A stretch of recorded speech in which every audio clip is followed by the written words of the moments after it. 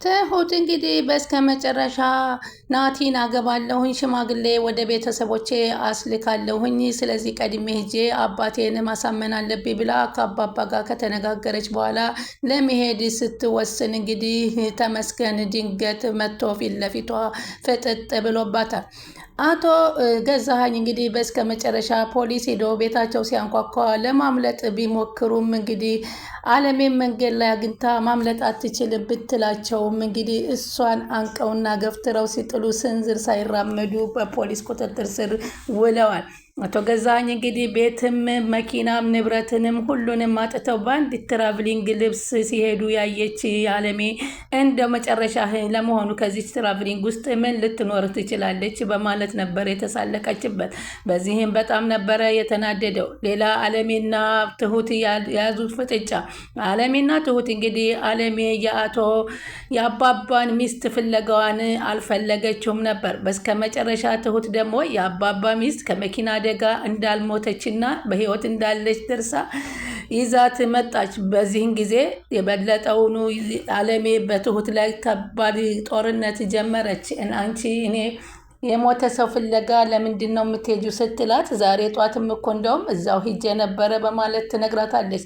እና ምን አገኘች ስትላት፣ ከመኪና አደጋ ከደረሰባቸው ውስጥ 1 2 3 4 ከዳኑት እንዳሉ ተነግሬ እሷን በህይወት እንዳለች አውቄ መጣው ስትላት፣ የባሰውን አለሜ በጣም ነበረ የተናደደችው።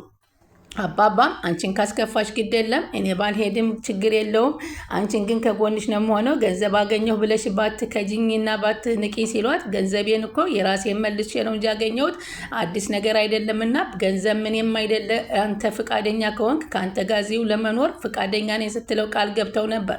አሁን ግን የአባባ የሞተች የተባለችው ሚስት መጣች። መጨረሻ ውስጥ ምንድን ሊሆን ይችላል? ከባድ ጦርነት ሊፈጠር ነው። ተመስገንም መጣ፣ ትሁትን ይፈልጋል። ናቲ እንግዲህ ከተመስገን ጋራ እንግዲህ ግብ ግቡን እንዳባባ ሊይዝ ነው ወይንስ ተሸንፎ ሊቀመጥ ነው የሚለው ከባድ ነገር ነው። በስከ መጨረሻም እንግዲህ አቶ ገዛኸኝ በቤታቸው ሂደው ወርቁን ሲያመጡ ልጆቼ መጣችሁልኝ፣ ሚስቴና ልጆቼ እንኳን መጣችሁልኝ ነበር በር ላይ ሲከፍቱ የተቀበሏቸው። ተንበርክከውም ይቅርታ ጠይቀው ነበር። በእባክህ ሚስቴና ልጄ ሲል መጣችሁልኝ፣ ኧረ ድራማህን እንደው ትንሽ አታፍርም?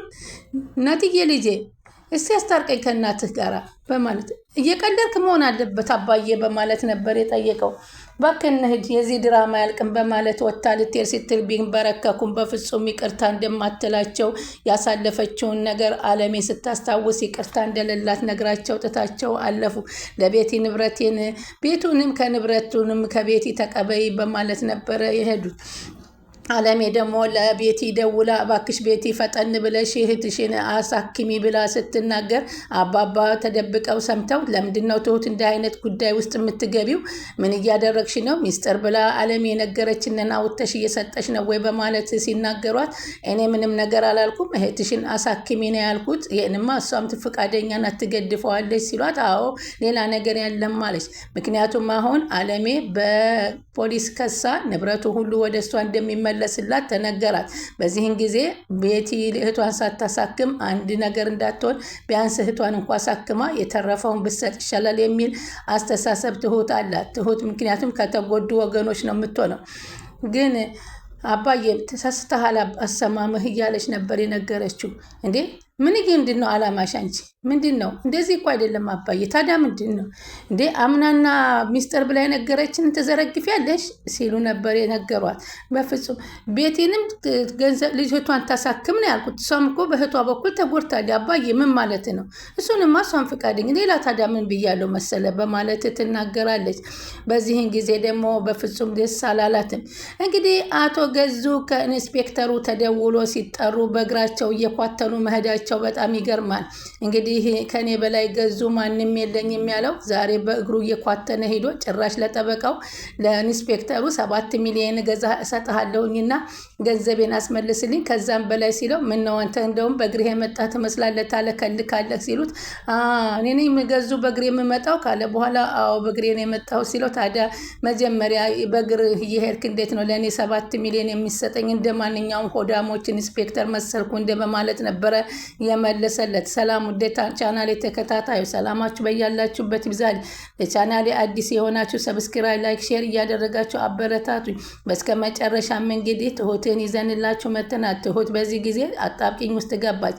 እንዲሁም አለሜ አባባ ሁላቸውም ማለት ነው። አባባ ምርጫቸውን ማን ሊያደርጉ ሞታለች ተብላ የተነሳቸው ሚስታቸውን ወይንስ አለሜን?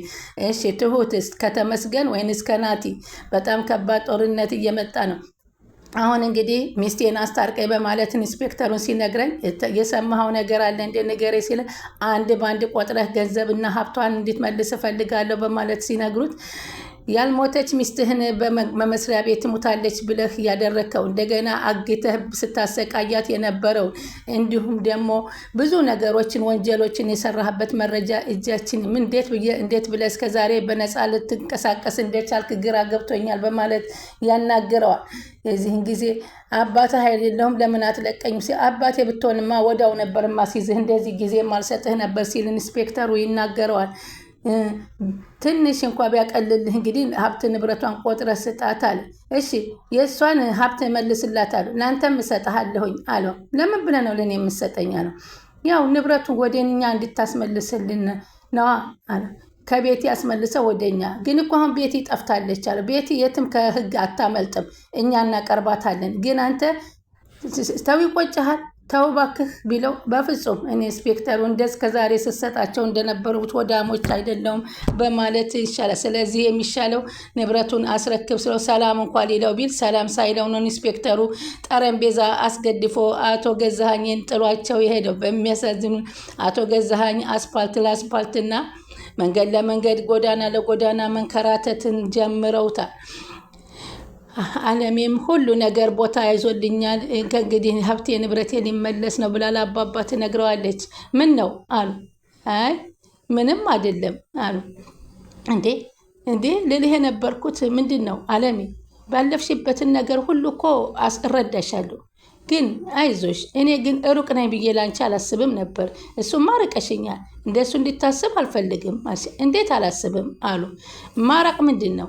ለማንኛውም ደስ ያለሽን መወሰን ትችያለሽ። እውነት ለመናገር እኔም አስቤበትም አልነበረም። በህይወት ያለን ሰዎች እዚህ ቁጭ ብለን የሞቱትን ሰዎች ታሳድዳላችሁ ፍለጋ አለ። ያኮ እሷ ሙታለች፣ ግን በልቤ ውስጥ አለች። ያን ነገር ደግሞ ምንም ማድረግ አልችልም አሏት። ግን ልቤ ማረፍ አለበት እሷን አግኝቼ፣ እሱን ነው የምለው። እኛን እኮ እንዲሰማን እያደረከን ነው አለችው። ከዚህ በኋላ አልፈልጋትም እሺ በቃ አሉና ቃል ገቡላት። ከተመቸሽ ደግሞ እዚሁ እንድንኖር ነው የምፈልገው፣ አንተ ካላባረርከኝማ እሺ ያለኝ። ጠዋት ተነሳችና በጠዋቱ ትሁት ወደ ውጭ ስትወጣ ምን ነው ዛሬ ሴት ልትሄጂ ነው በማለት አባባ ይጠይቋታል። ሚስጥር ነው አሏት። የሆነ ቦታ የምሄድበት አለኝ ብላ የሄደችው ግን አባባ ከተቀበረችበት አካባቢ ያሉ ሰዎችን ቀባሪዎችን ልታጣራ ነበር። እዛም ሄዳ አጣርታ ስትመጣ የነ አባባ ሚስት እንዳልሞተችና በህይወት እንዳለች ሰምታ መጣች። ለናቲ ልትናገር ስልክ ስደውልለት ናቲ በፍጹም አያነሳም ነበር። በዚህን ጊዜ አሁን ኢንስፔክተሩ ጋራ ደግሞ ተገናኝታ ነበር አለሜ። በቃ ንብረትሽ እያንዳንዱ ንብረትሽ ሊመለስልሽ ነው በማለት ሲነግራት በጣም ተደሰተች። ይህን ቀን ነበር የምጠብቀው። ለመሆኑ እሱ ምን አለህ ሲለው እሱማ እንደለመደው በገንዘብ ሊደራደረኝ ነበር የሞከረው። ያደርጋል አያደርግም አይባልም በማለት ትናገራለች።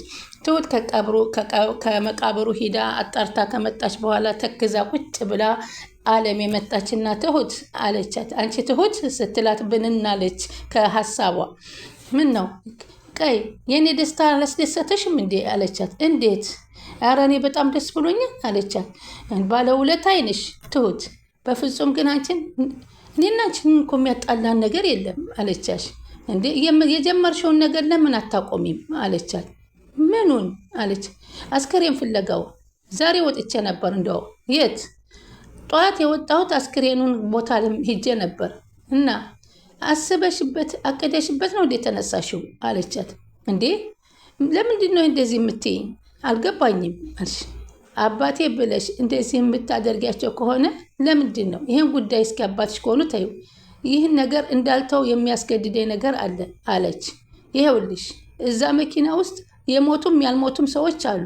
ምን አለችና አለም የደነገጠ ይህን ቅዠት ብትታዩ ጥሩ ነው አለቻት። በፍጹም በጣም አጓጉቶኛል፣ ልትኖር ትችላለች በሚል አስቤበታለሁ አለ። አለሜ እባክሽ አትዘኝብኝ፣ አባዬ ልቡ ስለተሰበረ ልቡ እንዲደሰት እፈልጋለሁ አለች። በህይወት ልትኖር ትችያለች ነው የምትይ? አዎ አለቻት። ይሄም አይሆንም፣ በፍጹም አይሆንም አለችና አለም የተናደደች። እኔም ጨንቆኛ ስትላት አለም የተነስታ በብስጭት ጣል አድርጋት ትሁትን ትጓዛለች። ትሁት ደግሞ ቆይ መናገር አልነበረብኝም ማለት ነው? ምን እየተሆነ ነው እዚህ ቤት ያለ ነገር በማለት ግራ ትጋባለች። ትሁትና አባባ ቁጭ ብለው ደግሞ ያወራሉ። አባባ ትሁት መሆነች ነው አላት። ግን አስክሬም ለመፈለጉን ጉዳይ ተይው አለ። እሱን እንኳ ተው፣ ይሄ ሌላ ያን ሌላ፣ እሱ አስቀይሟታል አለሜን። አባዬ እኔ የጀመርኩትን ነገር ስጨርስ ነው የምደሰተው። አባትሽስ እንዴት ናቸው? ተቀበሉሽ? እኔ ጉዳይን ጨርሼ ወደ አባቴ መሄድ ይፈልጋሉ። ስለዚህ አባት ልጁን ያውም ሴት ልጁን በፍጹም እንደዚህ ያደርገ እስኪ እናያለን ከተቀበለኝ አለች። አንድ የጀመርኩ ጉዳይ አለ፣ እሱን ስጨርስ ግን እሄዳለሁ አለች። ምንድን ነው እሱ? አይ እሱም መጨረሻ ነው የምነግርህ አባዬ፣ ሚስጥር ነው አለቻቸው። እሺ ምሳ አልበላህም አላዘጋጅልህ ስትል ኧረ በልቻለሁ አለሜ አዘጋጅታልኝ ነበር አለችና በሳቅ ፈነዳች። ከዛም እንግዲህ በኋላ አቶ ገዙ ሻንጣቸውን አስተካክለው ወደ ውጭ ሊጠፉ ሻንጣቸውን ይዘው ሲወጡ ሲሉ ቤቱንም መኪናውንም ሀብቱንም ጥለው ወጣ ሲሉ በራቸው ይንኳኳል። በበራቸውን ጎንበስ ብለው ካዩ በኋላ መለስ ብለው በኪችኑ ኪችን ካቢኔት ይደበቃሉ። ከተደበቁም በኋላ ትንሽ ቆይተው የሄዱ መስሏቸው ወጥተው ሲሄዱ መንገድ ላይ አለሜን ያገኟታል። አለሜን በትንሽ ሻንጣ ብቻ ይዛ ሲያዩት እንዴ ወዴት ነው አለችው።